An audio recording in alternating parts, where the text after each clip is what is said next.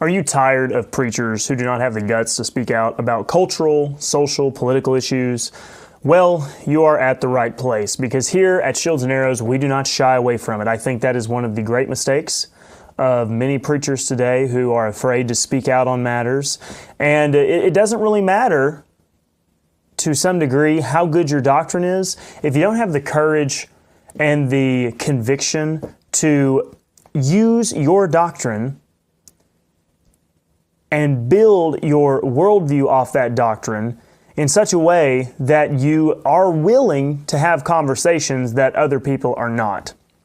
And so here it is my goal that we have sound doctrine. That's the foundation. And then we take that sound doctrine and we build off of that to engage in a lot of these political, cultural, social issues. And so, welcome to Shields and Arrows, where we defend the faith, the family, the fellowship. I am Pastor Mark Baze, and I hope that you are doing well today. And thank you for joining us. It's nice to be able to go live on Tuesday, unlike what we normally get to do, which I normally have to skip a day because I'm volunteering, doing work at my son's school, security type stuff. But today I am here. And we're going to spend some time talking about both political matters as well as church doctrinal matters and how these two things are tied together. You will note that back in the early days of the show, that was kind of the pattern, and we got into this thing where we would talk about politics but see how that plays over or carries over, plays into church doctrine theology. And that's what we're going to be doing today. We're going to be back to old form a little bit because I do think I see an overlap here. And we got to talk about it. By the way, if you have not watched yesterday's episode, really excited. You need to tune in to that. And we announced these 7 sessions for the Spring Bible Conference. And you all seem to be pretty excited. Everybody I've talked to is interested anyways. I have some friends who are not right dividers, and they're wondering how in the world the current kingdom view is contradictory. I'm going to try to make my case for how it is and how the explanations and the justifications for saying already not yet is sound. I'm going to make my case why I disagree and why the kingdom, I believe, is not here yet. And it is theologically necessary that the kingdom is not here yet. And so now, really encouraged to have all of you taking the time to join us today. All right, now let's go ahead and look at an article here from the Daily Wire, which you could probably find this article on Breitbart and other places. I'm just pointing to this one for now. The vast majority of illegals arrested by ICE have criminal records. This statistic doesn't account for those wanted for violent crimes in their home country or another country. This is not the basis of my conversation, but it's the jumping off point. People need to ignore the noise. Okay? Right now, everybody's up in arms over ICE. At least that's what it seems like, right? Because in Minnesota, there's all these protests. There was this tragedy with Renee Good, who was absolutely interfering with federal law enforcement carrying out their objective. And when you do that and you put yourself in the position of potentially putting an officer's life at risk by hitting him with your car, there are very real-world consequences that can result from that. There are a bunch of people who are marching. I want you to know that these are the same people who marched in 2020. They marched in the No Kings rallies. These are the hardcore leftists. None of them, not a one, I would be willing to go that far to say not a one was ever at any time a Donald Trump supporter. They have always been of the left. They have always been against securing our borders. And yet they are getting a lot of attention. Right now, the liberal news, CNN, MSNBC, and the like, they are holding on to something because, once again, this is an area that they feel like they can hit Trump with and maybe make some ground, hurting his appeal.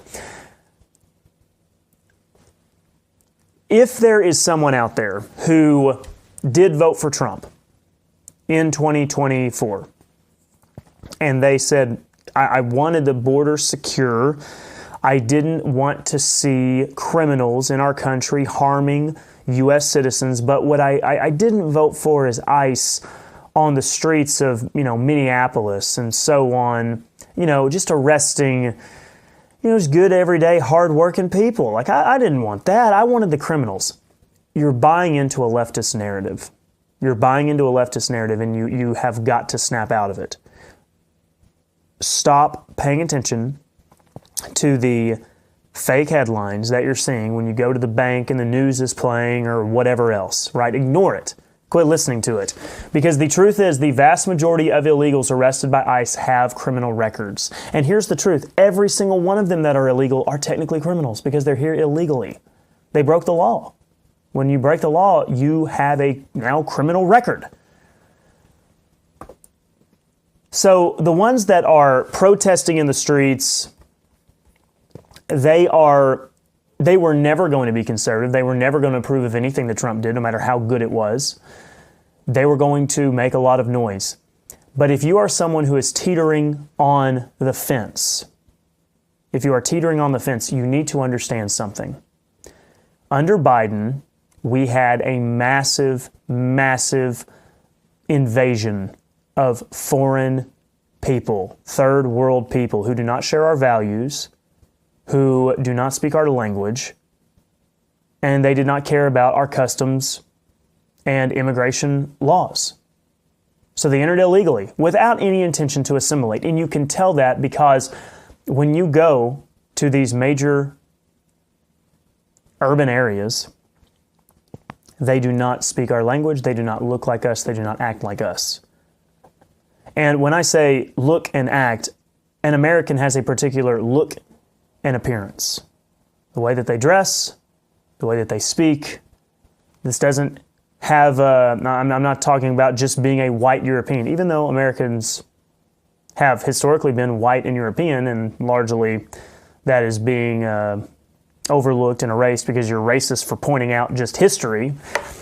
If I remember right, it seems like the majority of people from, I don't know, what is it, Cairo, typically they have kind of like somewhat of an Aramaic type background from what I understand. So anyways, regardless of that, we have a massive problem on our hands. We have a massive problem on our hands, and massive problems require aggressive action. Okay? Let's use an example here. I think this is going to be a decent analogy. I'm not saying it's a one-to-one.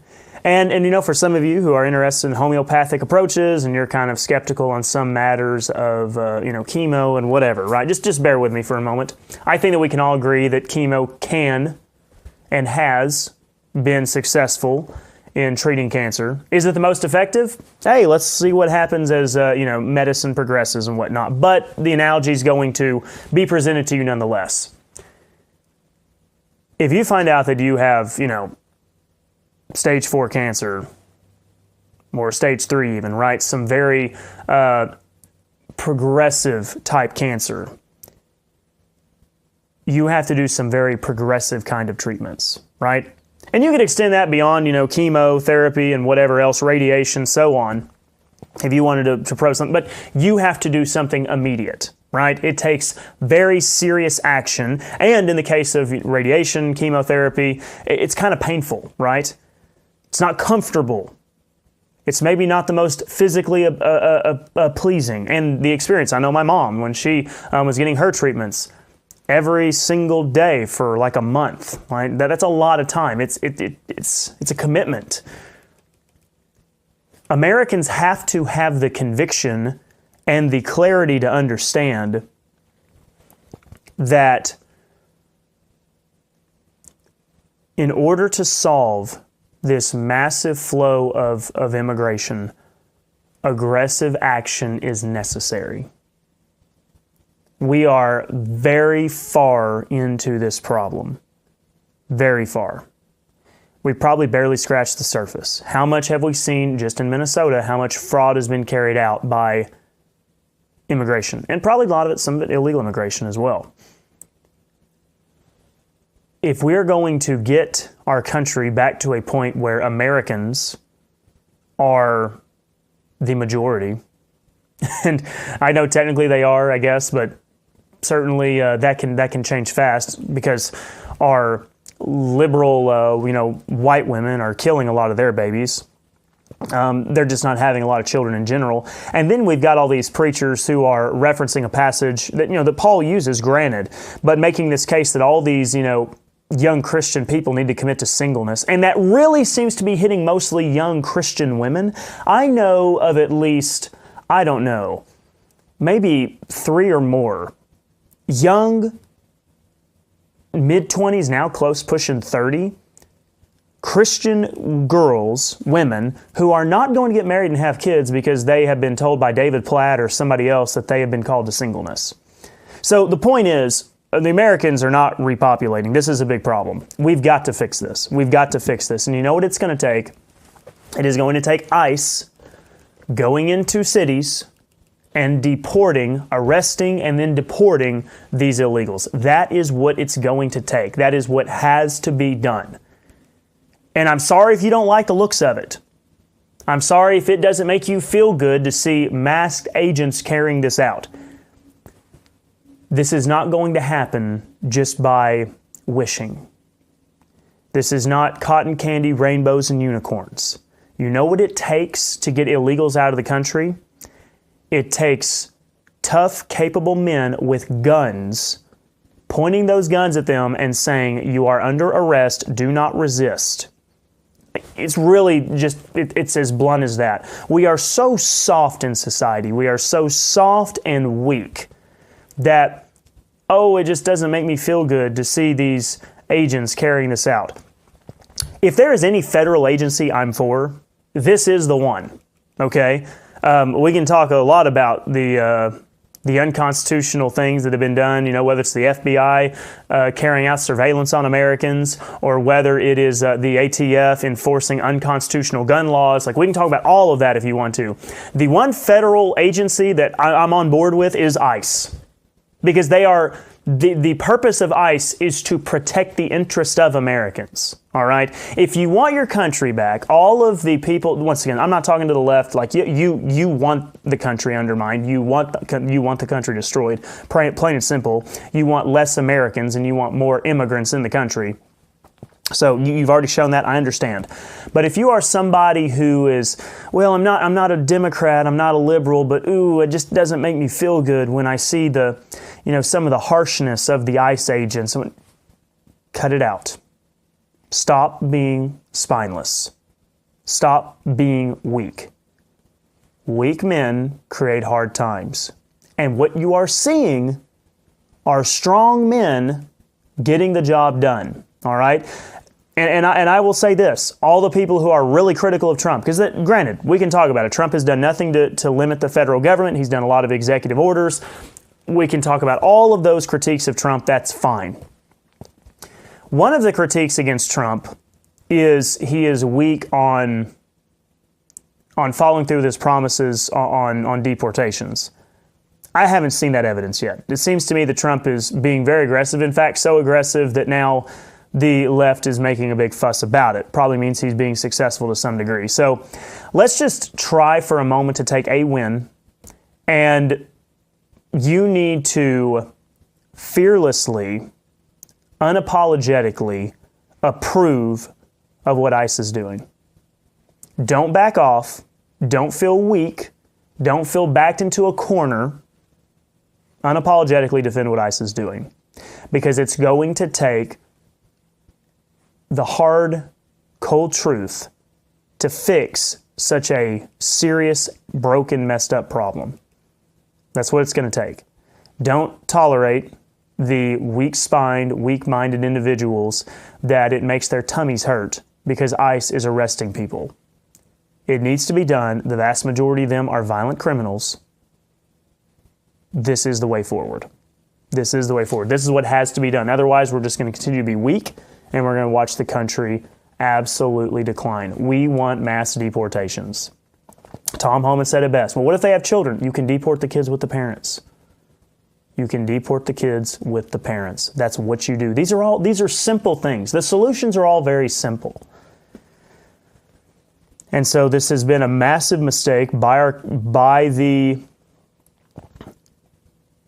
administration, the Biden administration, and previous administrations as well. I mean, I don't think that Bush was exactly the biggest border hawk that ever lived. And so we've got to rally behind here, okay? Be vocal. Don't let the narrative that ICE is being too aggressive. It's a whole, it is a load of, what do I want to come up with? What's a good word here? A load of hogwash, I guess. There you go. Just useless. It's pointless. It's nothing. They're making something out of nothing. Renee Good was a tragedy. Nobody wants to see anyone be killed. We don't want to see anybody lose their life. If she did not intend to hit the ICE officer with her car, so if she was not consciously thinking, I'm going to assault him with my car, she had already placed herself in a very serious situation by attempting to obstruct and defy the orders of ICE. If she would have gotten out of her car, she would still be alive today.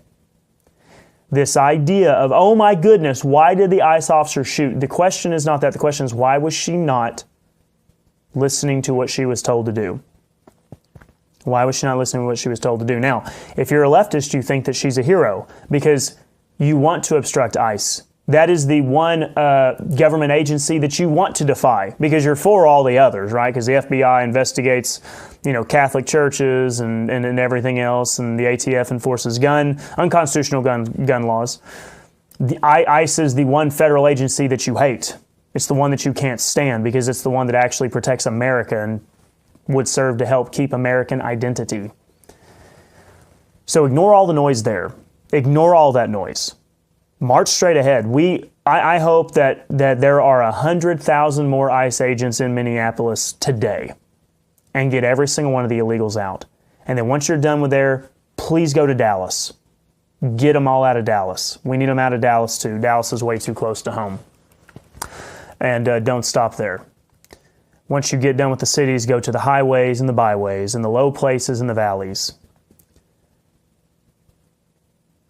Because the truth is, this is where doctrine comes back to it. The United States cannot fix the world's problems. We cannot bring utopia. This idea that we just need to love everyone and we just need to, give people health care. This is the real world. The free market and the concept of merit, hard work, has brought more people out of poverty than anything else. It has brought more people out of poverty than anything else. If we want to help these people, we need to instill in them, you need to build a similar kind of market in your own country. Really good point that was made by, I can't remember who it was, a little bit harsh words here. Vivek Ramaswamy says some great things, but he's big on the H-1Bs, like we need the best and brightest from India and other countries. If we as Americans need the best and brightest, why is it that India is in the shape that it's in? I've never been. From what I hear, it's not the most sanitary of countries. It's got a lot of problems that it has. They need to probably invest in their own people instead of just coming to the United States to seize what benefits we have to offer. Because eventually it's all going to come crashing down. The United States will crash with it, and then where do you go from there? Where do you go from there? It's it is the picture of killing the goose that lays the golden egg. The United States is a template, at least it was a template for how people could govern themselves. Is everything perfect? No. But it's the template for how people can govern themselves. And when the government leaves the market alone, one reason why healthcare and education, all that's screwed up is because the government messes with it all the time. But if they will leave it alone and let the people compete, let the people work, things go well. And let people live under a biblical Christian worldview. Instead, people who do not share those values, do not believe in those principles, they want the bounty that the land offers. that the country has in the effort to get more gold. Then and now, instead of waiting, they will kill the goose. And at that point, our goose is cooked, to continue that analogy. Now, with that said, this same observation here of people needing to just understand what must be done, the same phenomenon happens in churches. The exact same thing. So one of the amazing things to me is you hear people say, well, the church is lacking men. The church is lacking men. We need men back in the church. It's, the church is, 90% women. We are now seeing these articles, like I've shown you before, of people kind of worrying and saying, I don't know, I'm a little bit, we need to be cautious about these young men getting into the church, because they're not there for, just, worship and loving God, but they're there almost with a I don't know, what's the term you want to look for here? A crusader type mentality. They want to be involved in the church and Christianity for the sake of society. That is kind of the point. If you want to take society and make it better, and you're not someone who believes that, well, everything that happens is according to God's will and so be it and whatever. No, if it's the mentality of this is going to be what we make it. Society is going to be what we make it. So you know what? The society I've seen is a society that has abandoned God, abandoned church. We've got to do something about it. We've got to get involved. We've got to get in church. We've got to study the Bible. We've got to stand for, vote for, live out biblical values of virtue, morality, honesty, integrity, biblical truth that a man is a man, a woman's a woman, it's wrong to murder a baby, all of that. And yet you have people who are saying, I don't know, we've got a bunch of young, angry, abrasive, aggressive young men. The church needs to be really careful. The churches are dying, all right? You have no room to be saying anything. The only men that are left in a lot of these churches are the weak, spineless, emotional, effeminate preachers who have stuck around, because most of the men have gotten sick and tired of churches and left. Because it was weak, emotionalism, spiritualism, feminine, and all the like. Okay, today's is just I'm being very abrasive today. So we recognize the problem. Hey, there's no men in church. Our churches are dying. We need men to get back involved and start leading again. And then men do get involved, and then everybody hits the panic button. Oh my goodness! Now we've got these young, abrasive men who are being overly aggressive. We've got to have a course correction. Massive problems require serious intervention. And the only way that American churches are going to last, it is not the weak, spineless, soft churches that have been around for the past several decades. It is going to take tough men, abrasive men, men who are not over-emotional, apologetic. It is men who are going to say it like it is and be willing to offend some people. And here's another matter. Church is nothing but a social club. There's a lot of churches like that, right, where you go to the Sunday school class, instead of studying, they just sit around and just talk about how their day went. They'll talk about politics, or they'll tell stories or whatever, and we've got 10 minutes left. Let's read our little Sunday school booklet that they got from Lifeway. Churches are just a place to socialize. What happened to studying the Bible? Well, then guess what? There's somebody who recognizes the problem. Hey, churches are nothing more than a social club. Let me get in here and start teaching the Bible. Well, then they say, well, this isn't fun anymore. I don't enjoy going to church or Sunday school. All the preacher does is just teach the whole time. It's too much teaching. I don't understand it all. He reads too many Bible verses. I can't keep up. I can't follow. Yeah, because you have been conditioned to read a little bitty Sunday school quarterly instead of ever reading the Bible. It's like taking a guy who never runs a day in his life and telling him to go run a mile. It will kill him. It will kill him, right? He can't do it. It's the same thing. If you take someone who never studies the Bible, who never uses their brain in the course of Sunday school or a sermon, and they're just used to being fed whatever, nonsense that the preacher's preaching about that day, or they're used to just having a little bitty, therapy session in Sunday school, any serious doctrine that's taught is going to blow their mind and they can't keep up. Massive problems require drastic solutions. And you know what? The truth is, some people can't keep up. There are some people who are in churches today who just really ain't cut out for it. All right? Church is not really for you. Okay? I hope you come. You should come. It's a good thing. But maybe what you're looking for isn't church so much as you just need to go have a girls' night out with your friends every now and then because you just need, the ladies' class to chit-chat with and visit with. So y'all just go get coffee or something, okay? That's much more what you're looking for. Or, hey, maybe you guys need to just go hang out at the coffee shop and play dominoes or something. You men who want to just sit around and talk about politics all day long or something. Or maybe go golfing, I don't know. You misunderstand fundamentally what church even is. All right, so maybe this isn't for you. Maybe you're not cut out for it. They have this misunderstanding. So I'm just telling you right now, if you are somebody who sees major problems in your church, when somebody comes in to try to fix it, the last thing you ever need to do is complain that they are changing things. That is the last thing you should ever do, is complain that they're changing something, because it needs to change. And just about every single thing in these churches need to change.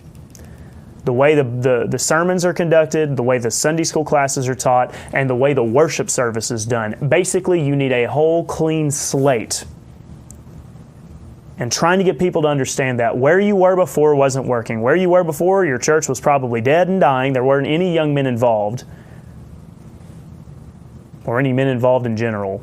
It's going to take some tough men who say some things that maybe you don't like, and it's going to take some sermons and Bible teaching that is complicated to you, hard to follow for you.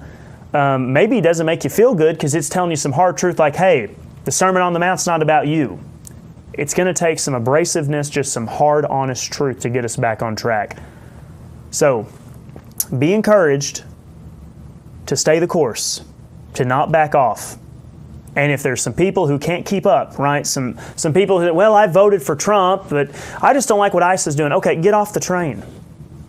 This isn't for you, okay? Because we're committed to this. We are committed to this. We really do want to save America. We want to get our country back. Trump is a Band-Aid. There's a lot more that needs to be done. Same thing with churches. There are people that are saying, I'm just not being fed because the preacher, he's doing a verse-by-verse study on some Old Testament book. Maybe this isn't for you. Maybe you need to go to the church down the road where the preacher is probably teaching on something about how to, how to have joy in your life right now. And he's preaching something out of probably the book of Psalms, completely out of context. Maybe that's more your speed, and you'll be happier there. But we're trying to actually accomplish something here at our church. If you want to maintain status quo, then, go vote for somebody else, somebody less abrasive, okay? Trump, for all his flaws, one thing I like about him is he is abrasive. He just speaks plainly, bluntly. We need preachers who speak plainly and bluntly. So I'm a little bit fired up today. These things are just fresh on my mind, seeing how quickly everybody is seeming to want to back off on getting behind deportations. Stop. Stop being afraid. Stop backing off. This is where we need to double down. We should be saying, please do not disobey ICE agents. We want no one else hurt. What a shame to lose your life because you were trying to protect some criminal. both because this person entered the country illegally and also probably because they, sold drugs, robbed, or killed someone. What a way to throw your life away.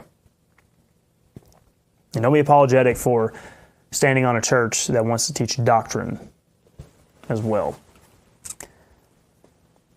So, we'll see how all this continues to play out on the national stage. It'll be interesting to see. I don't know if this is going to continue to grow, or is this just some people huffing and puffing. We'll find out. What are your thoughts? Do you think that the Minnesota rioting, protesting is going to continue to escalate? Or do you think that it's going to eventually fizzle out? If there was ever going to be, some serious conflict, it seemed like 2020. Remember Chaz, Chop, whatever that was. I haven't seen anything of that scale yet. I think eventually the Minnesota protests will simmer down. I don't think that this is going to blow up, but who knows? I'd be curious to hear your thoughts.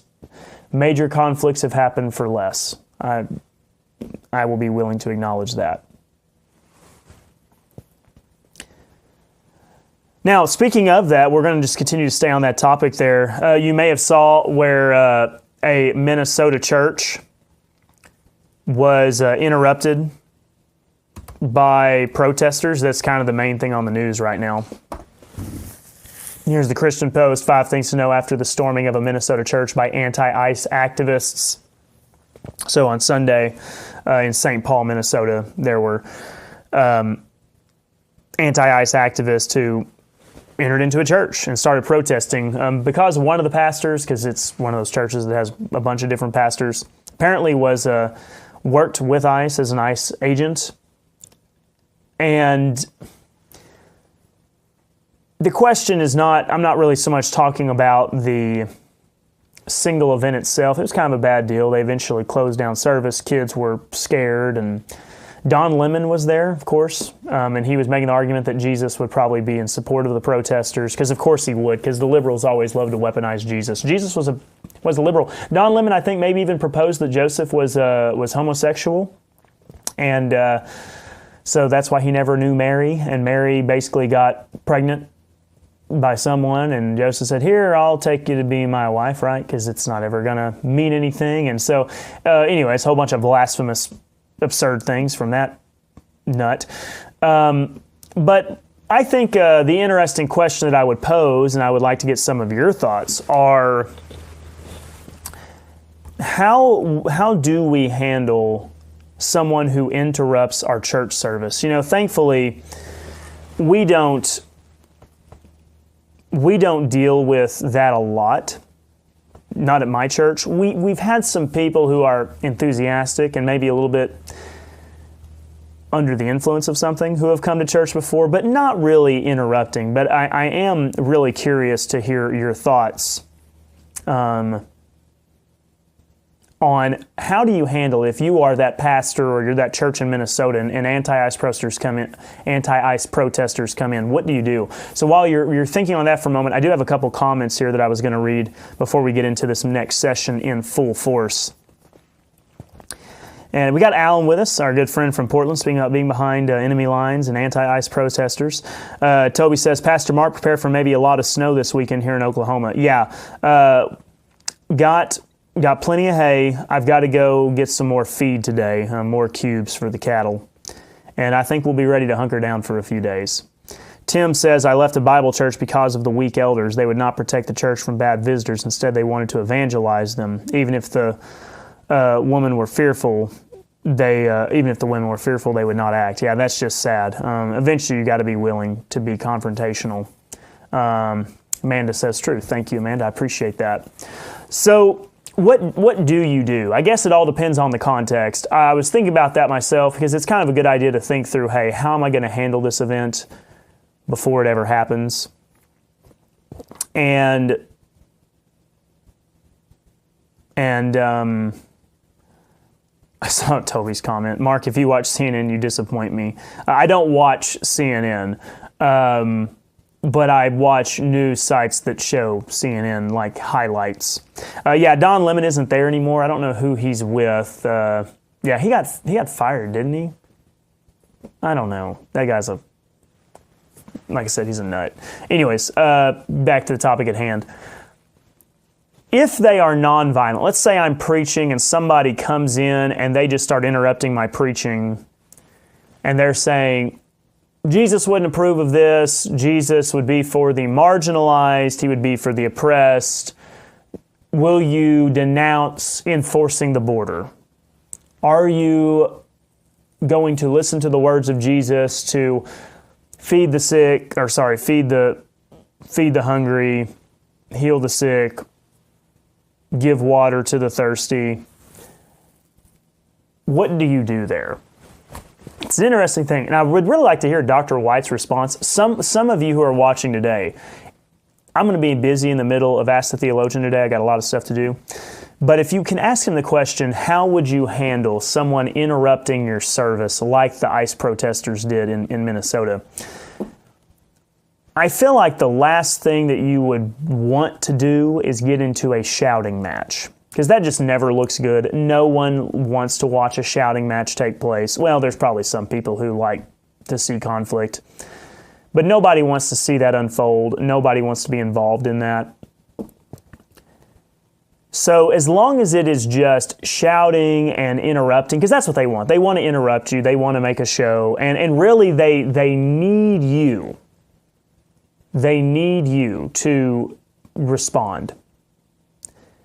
That really is kind of the key. Sometimes like agitators in school, if you ever had a kid or somebody who wanted to agitate you, it does take two to tango to a degree. If you just can be willing to have the resolve, I'm going to bear down, I'm going to grit my teeth, and I'm just going to ignore them. At some point, they're going to feel like it's not worth their time anymore. Maybe they might even feel silly, because it looks really silly and foolish as long as they're not getting the response. Because they do it for a reason. They want you to respond. They want to see you lose your cool. They want to see you get angry. They want to have their moment. You need to deprive them of that. So I would probably say, let's say that this Sunday, I'm preaching on Hosea, and somebody marches in and they start shouting whatever, whether it is leftist talking points surrounding the border or even somebody who disagrees with my doctrine, right? You say that, right division's correct, and I'm telling you that you're wrong, you're a heretic, and so on. Just somebody being absolutely, what is the word I'm looking for? Obnoxious. I would probably say the best thing to do is just let them talk. I really think so. Because how much do they have to say? How much can they say unless you give them a prompt? Because they're going to spout what they're going to spout. They're going to say what they're going to say. They're going to chant what they're going to chant. But I don't think that they have a plan much beyond that. It's kind of a dog chasing a car, right? All I know is we're going to go into this place and we're going to say our predetermined speech, chant our predetermined chants. How much can they do that? Even if it's 10 minutes of me just standing there, them for just 10 minutes, berating me or saying whatever they're going to say. What do you think? Do you think that would be the proper response? It seems to me that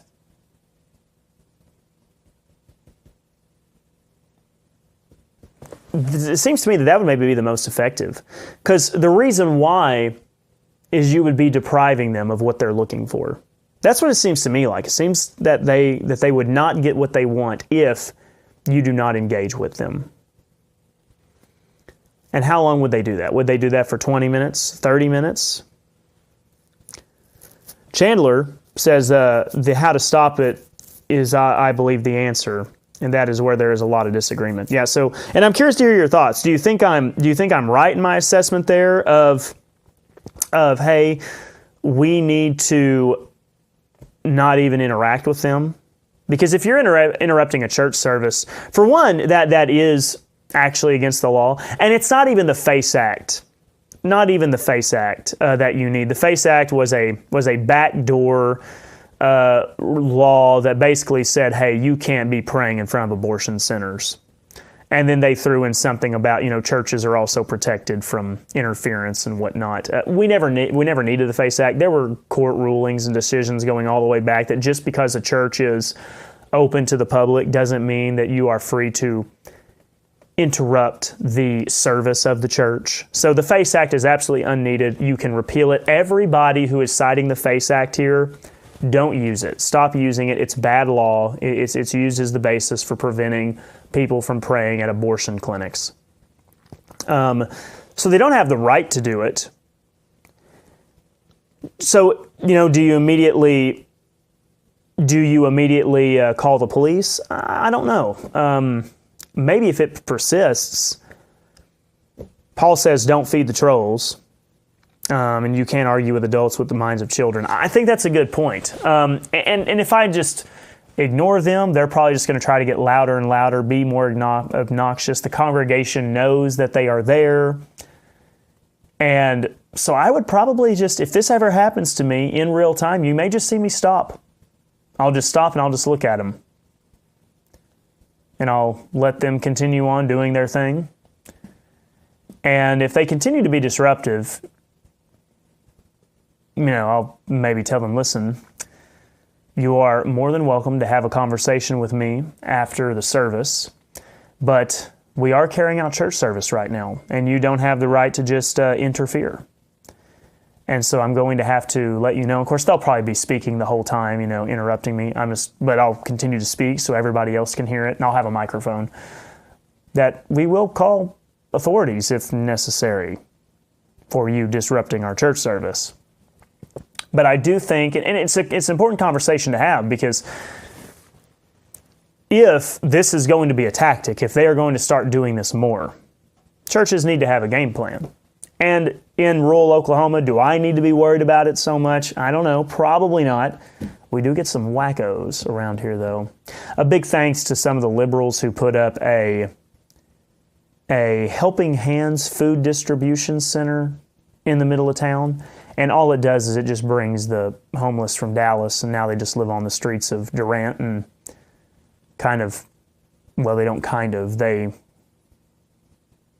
they harass the citizens of the city. So great job, liberals. You've succeeded once again. There's a reason why they're homeless. They don't need you to ever so often bring them food. They need to be in a mental institution. That's just kind of the honest truth. 99%, if not 99.9% of all homeless people just need to be living in a mental institution. Bring back the asylums, okay? Those are my thoughts. But I do think that you need to be considering it as well. If you are involved in a church, I know some of you who have your own churches that you attend. I see that Clint's with us. You've got a church. And some of you as well, that you may have a church that you attend. Be mindful of it. Be getting it on your mind. Talk to your pastor about it. Hey, what are you going to do? Because my plan is primarily, as long as they are not violent, I'm just going to let them talk and not give them the engagement that they so desperately want. And if it persists, we'll call the authorities and let them handle it.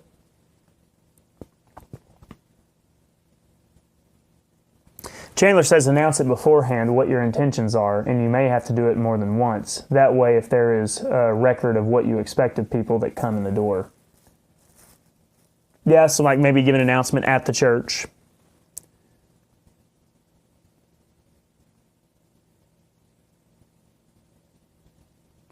Say this is how we're going to handle it. Maybe an important conversation to have with the church. Now, David... Great to have you, David. Thanks for tuning in. He says, we lock our door when the service starts and have several that carry. We do as well. We do. So you do kind of have to play the scenario of, hey, the door, the church is not secure and somebody makes their way in. The way it could happen at our church is either either when the door is opened before service starts, because we do have a time when people are coming in and the doors are opened, like literally opened, and you can just walk in that way before service starts. The only other way is they come in and they're unsuspecting. Maybe they're hiding their signs or whatever, and they just walk in like normal people, and then when the service starts, then they all stand up and start their thing. That is absolutely a snare that could happen there. But having the doors locked is a good idea. Having people that carry is a very good idea. Our church, I pretty much know all who are carrying, exercising their rights. And we normally have somebody who volunteers to sit in the lobby, as well as we have people who sit towards the back of the room just to keep an eye on things. So you need to have those contingencies.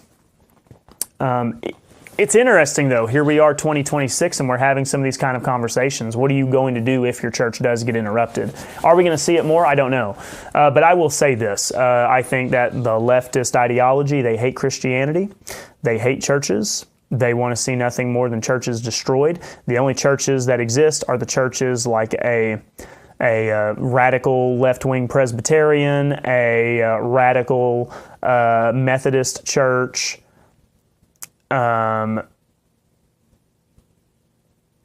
see here, Church of Satan. They'd probably be fine with that. But we're treading into interesting waters, because I was telling my wife the other day, we're just at a point now where how do you even find reconciliation with these people? Because our worldviews are so radically, fundamentally different. It's an amazing thing when you think about the Civil War and the efforts for the country to reunite afterwards. Now, granted, there's a lot of interesting history on the Civil War that we could discuss, and how, in a lot of ways, America was not for the better after the Civil War. Has nothing to do with the matter of slavery. It has everything to do with state sovereignty versus the federal government. But even after the Civil War, there was, the ability for the country to be reunited. I mean, I feel like the divisions now between a conservative Christian and a radical leftist, the chasm is so far. I don't even know how you find a reconciliation in that. Chandler says it usually doesn't take a great deal of time to realize what their agenda is, especially if you've never seen them before. I would agree. I think for the most part, if you're someone who has a good judge, and there's some people who just have it, right? They notice certain things, they can catch certain details. One of the things about being the preacher is I'm always going constantly, and I don't have the time to do that. I guess if I just preached, one day out of the week and didn't do other Bible prep and have other responsibilities, then it would be easier. Paul says, demon distracted and brainwashed. I agree they're brainwashed. Demon distracted, it's an interesting conversation. I've long wondered about, what extent does Satan and those fallen angels have in the world today? It's a tough one. The right dividers go back and forth on it. What degree does Satan have influence? I do take a pretty unpopular opinion that his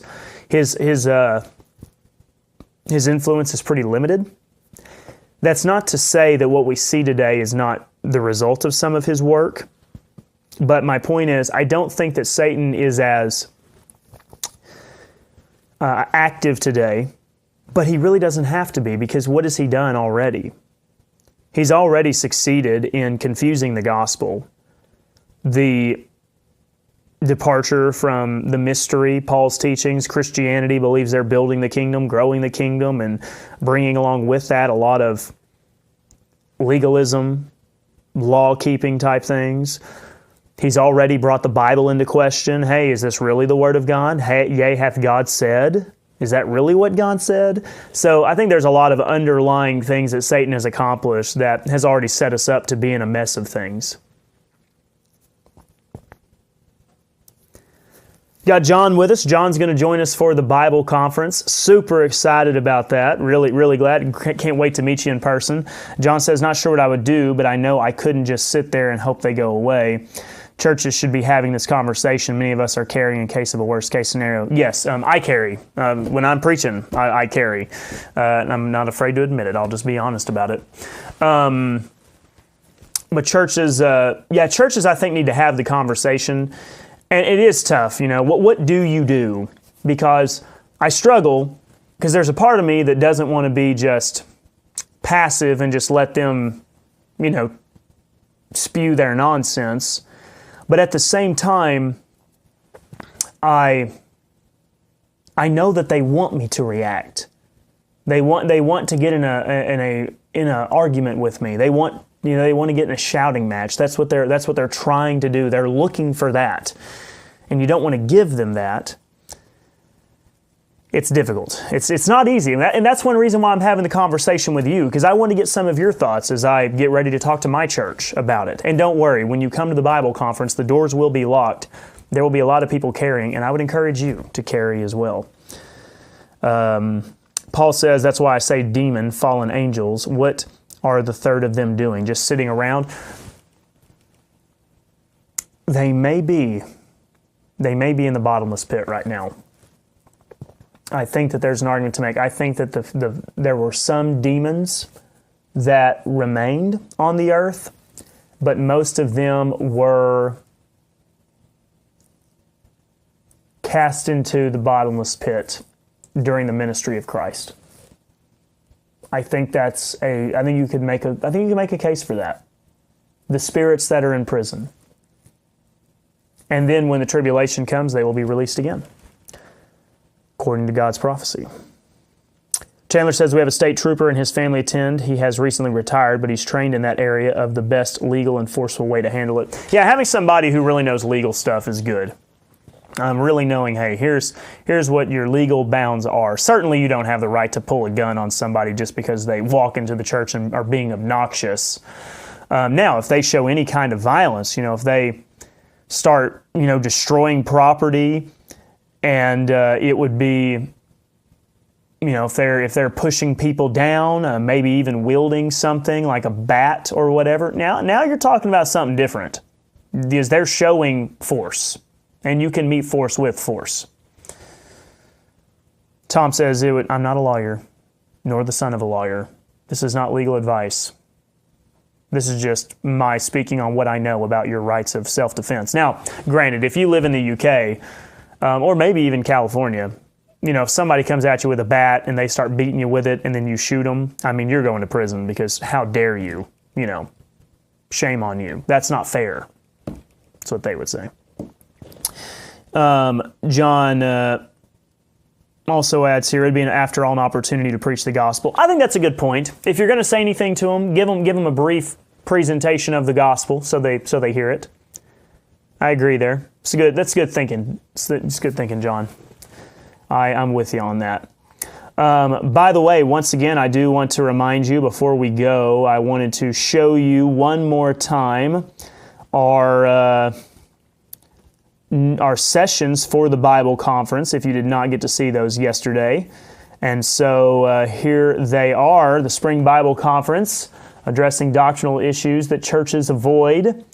And session 1, the big Bible problem, talking about different Bible translations, Bible versions, the variances in what they say. Session 2, the contradictory kingdom. I do think that the statement already not yet is contradicting, and I think it's evident in the already not yet. If my food is already here, it cannot be not yet.